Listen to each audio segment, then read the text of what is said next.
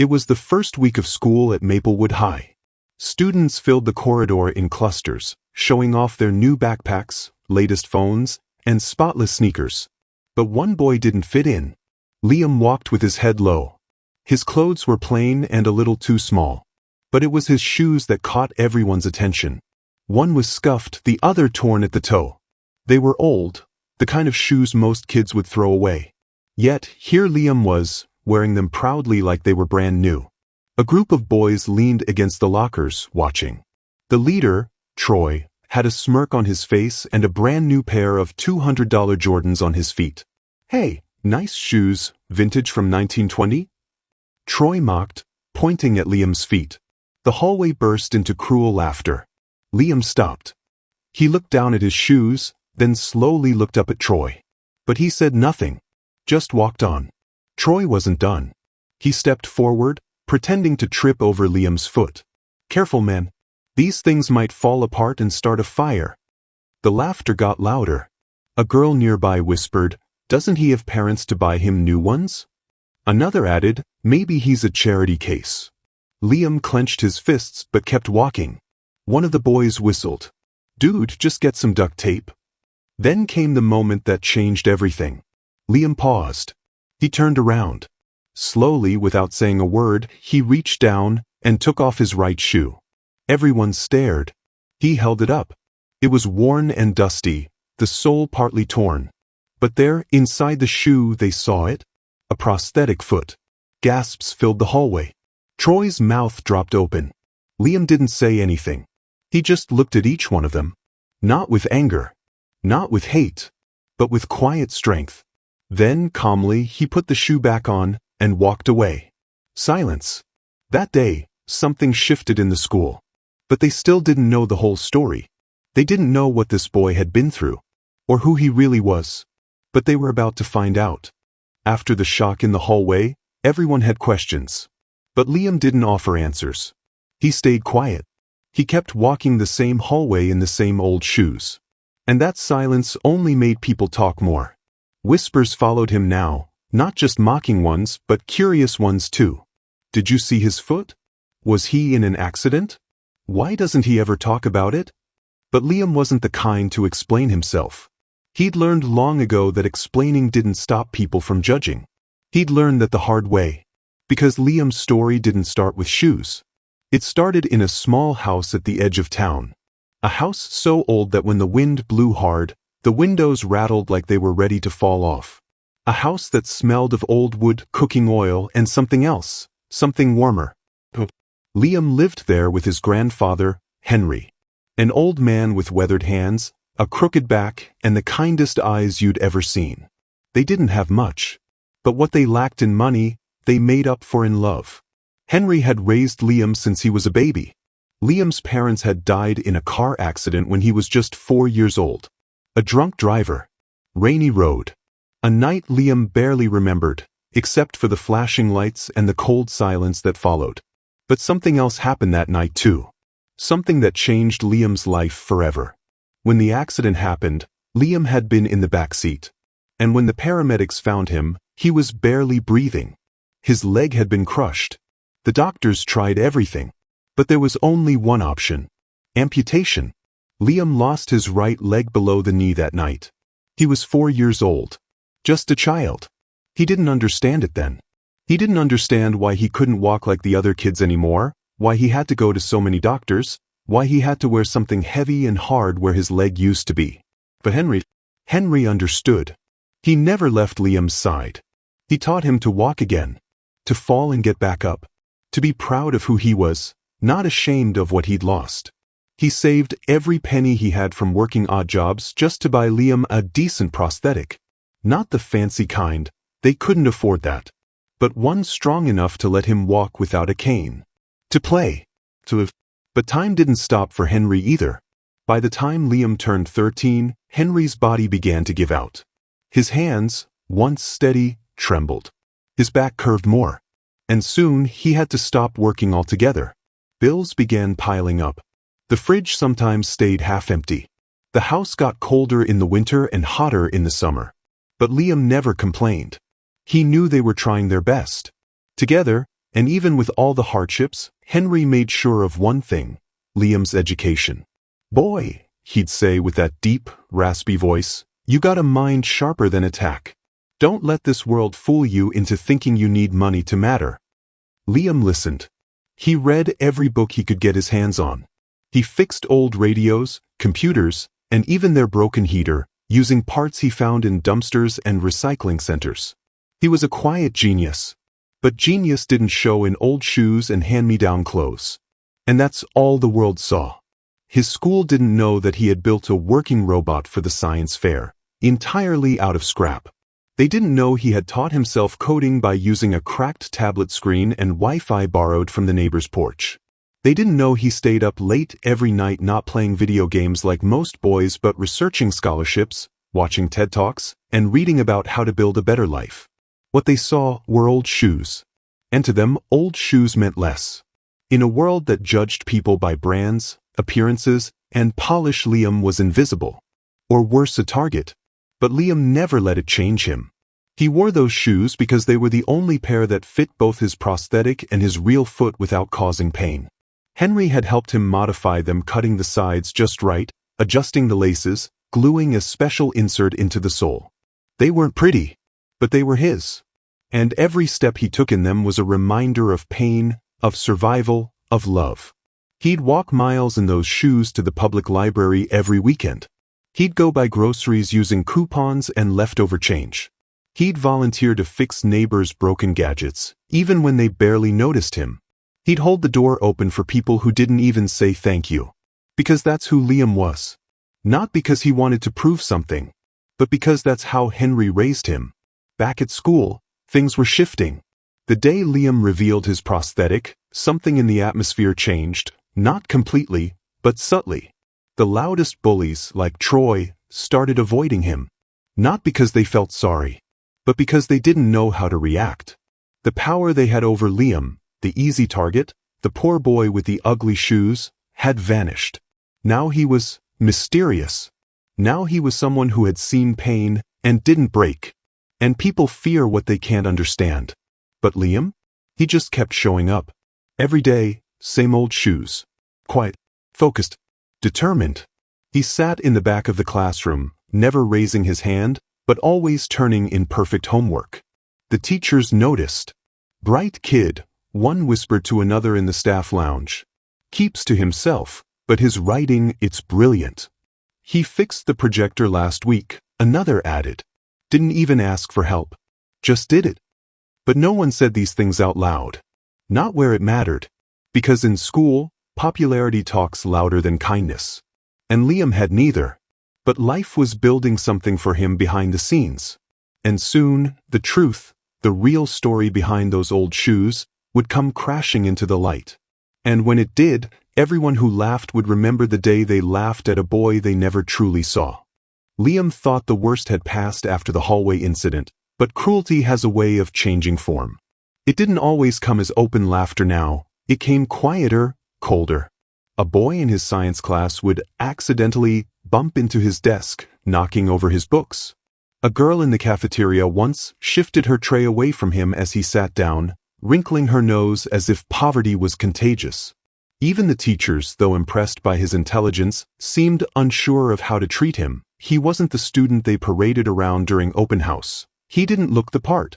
But it wasn't just school that weighed on Liam. At home, things were growing harder. His grandfather Henry's health was declining fast. The man who once lifted heavy toolboxes with one hand now struggled to pour a cup of tea without spilling. Medical bills began to stack on the kitchen counter. Liam tried to take on extra work, sweeping at the grocery store after school, helping an old mechanic in exchange for a few dollars. He stretched every cent, but there were nights when he had to choose between dinner and buying school supplies. The pressure was growing. Still, Liam never complained. He never asked for help. When his shoe began tearing at the sole, he stitched it together with fishing line.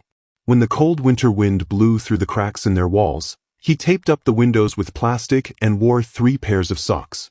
And when students whispered behind him or posted photos of his shoes online with mocking captions like, "When your shoes are older than your dreams," Liam said nothing. He just kept walking forward. He studied by candlelight when the power got cut. He repaired Henry's broken oxygen machine with spare parts from a vacuum cleaner. He smiled when his grandfather coughed all night, just to give the old man some peace. But inside, he was breaking. And one morning, everything came to a boiling point. It was school assembly. Everyone had to wear formal clothes. Liam didn't have any. He showed up in his cleanest shirt and the same torn shoes. As students lined up in the gym, a teacher stopped him at the door. "Liam," she said, glancing down at his feet, "we can't have you go up there like that." He stood frozen. Her voice was soft but sharp. "Just sit this one out, all right?" The gym filled with applause as other students were honored for their achievements. Liam sat on a bench outside, shoes silent on the cold floor, his heart louder than ever. That night, he got home to find Henry collapsed on the kitchen floor. Henry survived, but just barely. The doctors said it was a mild stroke and he needed full-time rest. No stress. No overexertion. But how could that happen when there were bills to pay and no savings left? Liam wanted to scream. He felt like the world was crumbling beneath his feet, and no one even noticed. At school, things didn't slow down. Rumors began swirling again, this time stranger. One student claimed Liam was actually homeless and lived in an abandoned trailer. Another said he stole things from the science lab at night. The worst part? Teachers started watching him more closely, locking up supplies when he entered the room.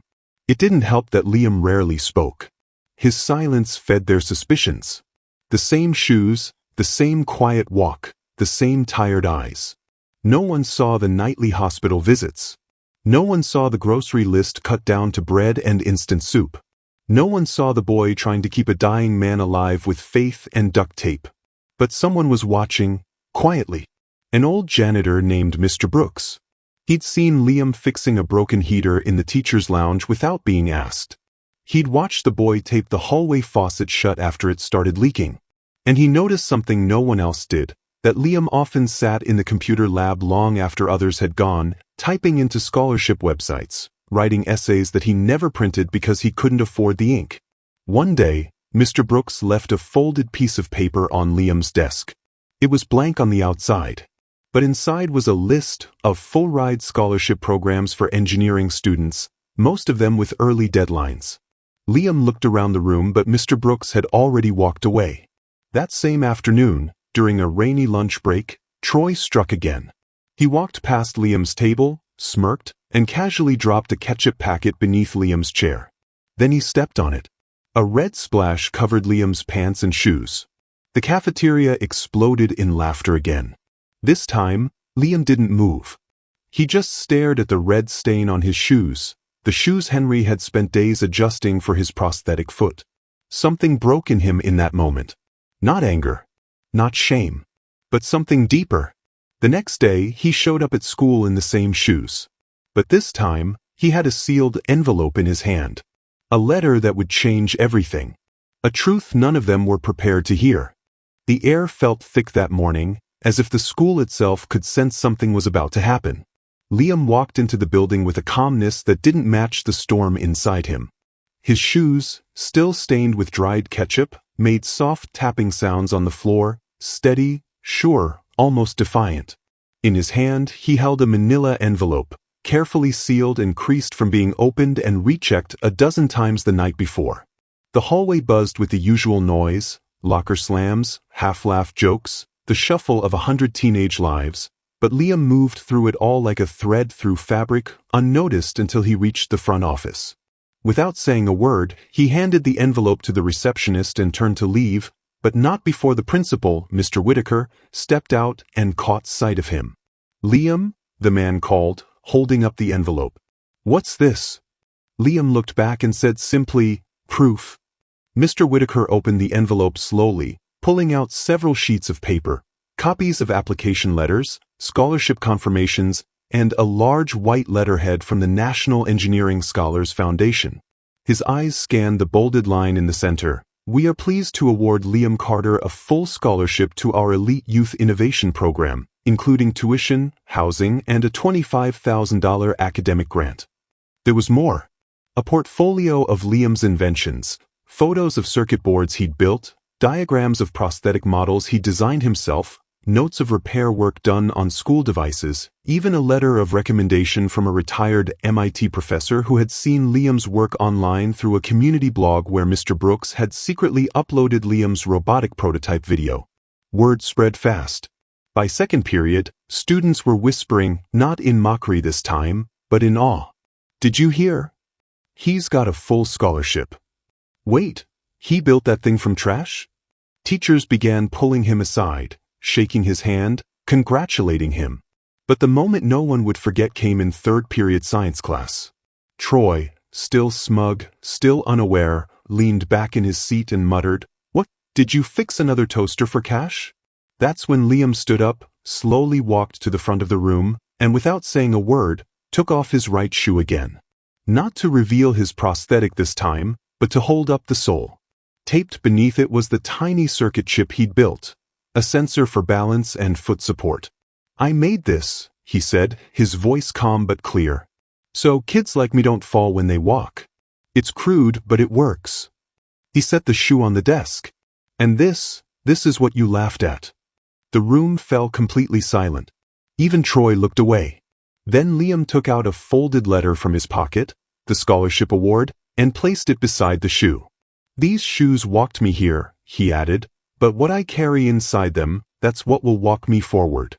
No one laughed. No one blinked. For the first time, they saw Liam, not the boy with old shoes, but the genius who had walked through pain, poverty, and cruelty without ever taking a shortcut. The same feet they mocked had carried greatness all along. From that day forward, Liam was no longer the boy people laughed at. He was the name on every teacher's lips, the story parents told their kids at dinner tables, the face that reminded everyone of what perseverance truly looked like. Colleges began reaching out, even before he finished the semester. One offered him a paid internship, another invited him to present his prosthetic design at a youth innovation summit in Chicago. Liam didn't change much, though. He still wore his old shoes, repaired a bit better now, with a quiet pride that no longer needed explaining. Mr. Brooks became more like a mentor, and Liam visited him daily after school, helping him organize old maintenance tools, sometimes just sitting in silence and talking about life. As for Henry, he recovered slowly, thanks to the grant money that allowed Liam to pay for better care and proper medicine. He sat on the porch in a blanket one evening, tears shining in his old eyes, watching Liam pack a bag for his first out-of-town science competition. "You did it, boy," he whispered, voice trembling. "You walked every step they tried to take from you." Liam just smiled and took a deep breath. But the redemption didn't stop at home. One afternoon, the principal invited Liam to speak at a school assembly, the same kind he had once been excluded from. Standing in front of students, faculty, and even parents, Liam told his story, not with bitterness, but with grace. He talked about Henry, about prosthetics, about choosing kindness over cruelty even when it wasn't returned. At the end, he took off his shoe again, not to show the prosthetic, not to shock anyone, but to simply hold it up and say, "Sometimes what's broken on the outside hides something unbreakable on the inside." That line stuck with the students. Some cried. Some stood and applauded. Even Troy, red-faced and silent, didn't move until after the clapping ended, and that day, for the first time, he approached Liam and said, "I was wrong." Liam didn't answer with words. He simply shook his hand, because he knew that forgiveness, too, was a part of strength. Years later, long after Liam had become an engineer and built a foundation that provided free prosthetics to children across the country, people would still remember the boy with the torn shoes. The one they laughed at. The one who didn't shout or strike back, but instead walked with silent courage, until the whole world finally noticed the power in his step. And the message stayed in the halls of Maplewood High: never judge someone by what they wear on their feet. You might be mocking a miracle in motion,